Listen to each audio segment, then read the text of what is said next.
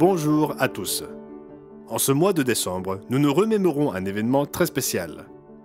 En effet, le lundi 26 décembre 2022 marquera le 30e anniversaire de l'Église mondiale de Dieu, Église du Dieu vivant.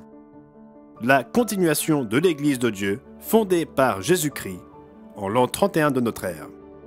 Après la mort de M. Herbert Armstrong, les dirigeants de l'Église universelle de Dieu propulsèrent l'Église dans le giron du protestantisme, et des dizaines de milliers de membres abandonnèrent complètement la vérité.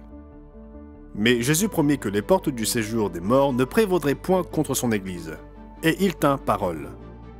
À l'automne 1992, Dr Meredith vit l'écriture sur la muraille et comprit à juste titre la direction que les dirigeants envisageaient pour l'Église. M. Richard Ames résuma cette époque de la manière suivante. Lorsque Dr Meredith apprit qu'il serait mis à la retraite et qu'il lui serait, par conséquent, interdit de servir activement dans le ministère, ce fut comme une réponse à ses prières. Dieu allait donc l'utiliser, comme il le déclara plus tard, pour redynamiser l'œuvre. Les véritables doctrines bibliques étaient en train d'être détournées de manière rusée pour se fondre dans un christianisme de contrefaçon que beaucoup d'entre nous avaient pourtant rejeté depuis bien longtemps.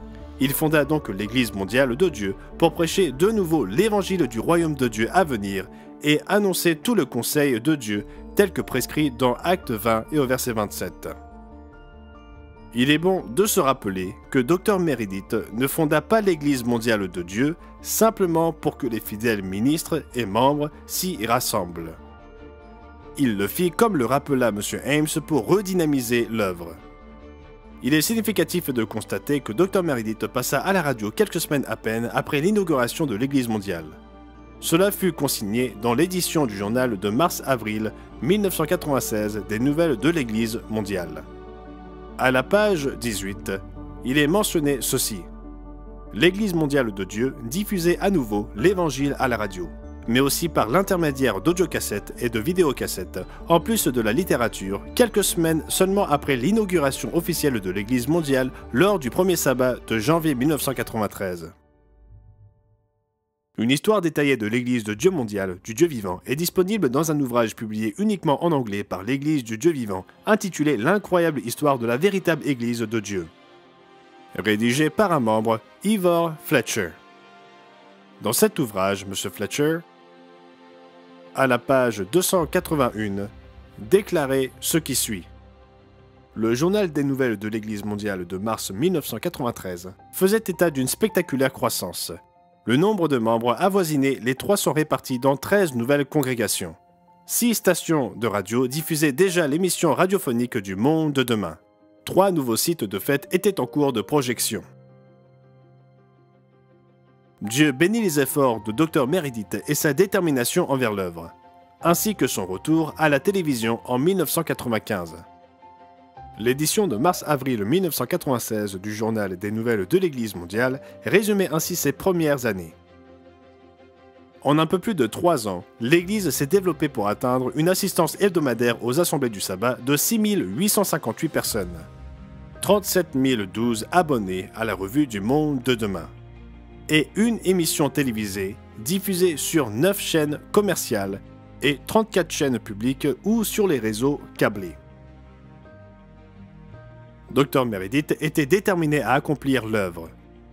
Tous ceux qui le rencontrèrent constataient que c'était sa raison d'être. Mais tous ne partageaient pas cette vision. M. Ames consigna ce qui suit concernant cette période. Lorsqu'une rébellion au sein de l'Église mondiale entraîna par la suite la division, 80% du ministère et 80% des membres choisirent de continuer sous la direction de Dr Meredith dans ce qui devint alors l'Église du Dieu vivant. Dr Meredith servait effectivement notre Père céleste et notre Seigneur Jésus-Christ avec passion et persévérance. En quelques semaines seulement, l'Église du Dieu vivant diffusait de nouveau à la télévision. Le 31 janvier 1999, l'émission du Monde de demain commença à passer sur la chaîne WGN à 6 h du matin. Les présentateurs de l'émission étaient Dr Meredith et M. Richard Ames. Ils furent ensuite rejoints par M. John Ogwen et M. Rod King. Et M. Mario Hernandez s'attela également à l'enregistrement des émissions en espagnol. Aussi, Internet permet-il d'ouvrir, en 1999, une porte que l'œuvre allait franchir. Les sites sur Internet de l'Église du Dieu vivant et du monde de demain furent lancés en début de cette année-là. Le journal en anglais de juillet-août 1999 déclarait ceci. En un peu plus de 5 mois, juste après son inauguration, nous avons reçu la visite de plus de 15 000 utilisateurs uniques qui se sont rendus sur le site à une ou plusieurs reprises, générant plus de 50 000 sessions et un demi-million du nombre de vues. Aujourd'hui, cela peut sembler être un début plutôt modeste sur Internet. Eh bien, ça l'était. Actuellement, en 2022, notre présence en ligne s'est renforcée et développée pour introduire de nombreux supports différents, tels que les points de vue canadiens, des vidéos tableau blanc, et la diffusion de l'émission télévisée du monde de demain sur YouTube, Roku et bien d'autres plateformes. Beaucoup d'événements se déroulèrent au fil du temps, l'œuvre connut une bonne croissance, des congrégations furent ajoutées, de nouvelles personnes répondirent aux messages. Environ 6500 personnes se firent baptiser dès le début de l'Église du Dieu vivant, fin 1998. C'est d'autant plus étonnant si l'on considère que l'Église du Dieu vivant, dans son ensemble, compte aujourd'hui presque 12 300 membres. L'œuvre produit des fruits. Regardez autour de vous. Combien adoptèrent la vérité dans les jours qui suivirent en 1999 ? Combien de personnes n'auraient même pas eu l'occasion de le faire si Dr Meredith n'avait osé faire le premier pas avec foi il y a tant d'années? Dr Meredith est décédé en 2017. Mais toujours, il insistait sur le fait que cette œuvre se poursuivrait bien après sa mort. Non seulement il le disait, mais il le répétait à l'envi parce qu'il le pensait sincèrement. Il forma d'autres personnes pour prendre la relève après son départ. Aujourd'hui, nous avons de nombreux auteurs et écrivains qui contribuent à la revue du monde de demain. Nous avons de nombreux ministres qui font des conférences du monde de demain. Nous avons 4 présentateurs distincts qui poursuivent la diffusion télévisée ici à Charlotte et 2 autres pour celle au Canada. L'œuvre en espagnol explose sur Internet et des progrès significatifs se concrétisent en français, en néerlandais, en allemand et en afrikaans. Bien qu'elle n'en soit qu'à ses débuts, l'œuvre s'accomplit en Chine, en Inde et ailleurs aussi. Nous avons de nouveaux projets tels que les tableaux blancs produits ici à Charlotte et les points de vue réalisés au Canada. Nous sommes présents sur Facebook, nous faisons de la publicité sur Google. L'œuvre continue d'aller de l'avant parce que c'est l'œuvre divine. Le Christ déclara « Il faut que je fasse, tandis qu'il est jour, les œuvres de celui qui m'a envoyé, la nuit vient, où personne ne peut travailler. » Jean 9 et au verset 4. Frères et sœurs, telle était la détermination de Dr Meredith. Il s'était engagé à travailler jusqu'à ce qu'il ne puisse plus en être capable.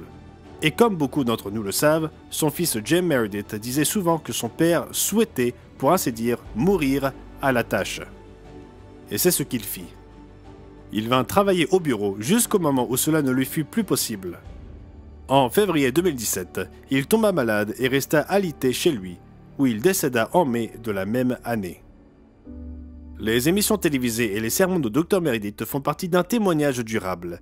Ces innombrables articles parus au fil des décennies dans les revues de la pure vérité et de la bonne nouvelle à l'époque de l'Église universelle de Dieu servirent de témoignage à des millions de lecteurs.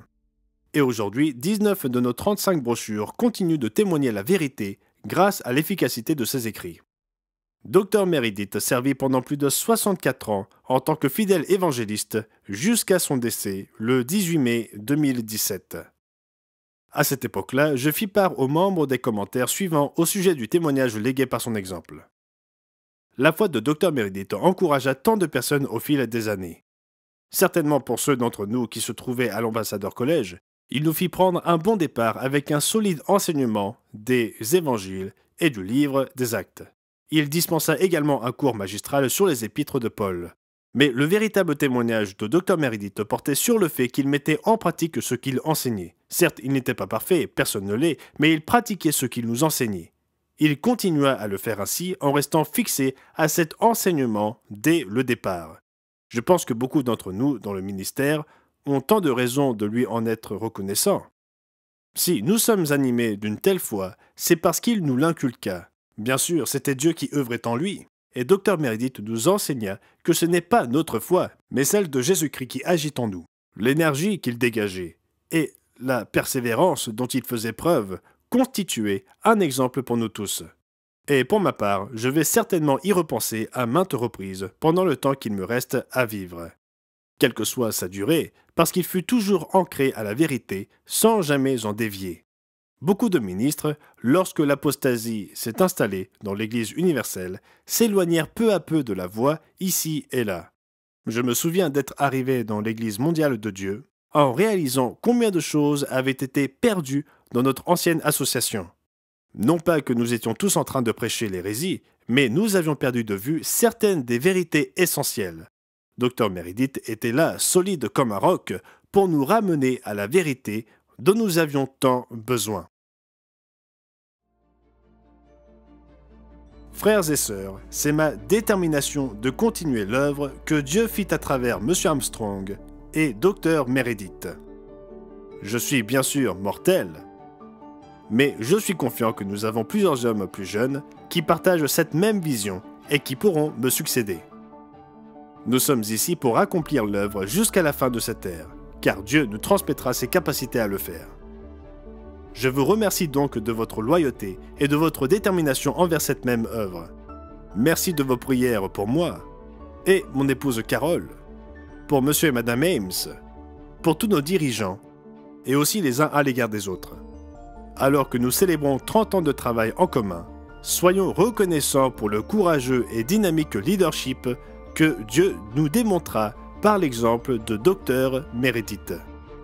Continuons à avancer en faisant preuve de ce même courage et de ce même zèle pour mener tous ensemble l'œuvre à son terme.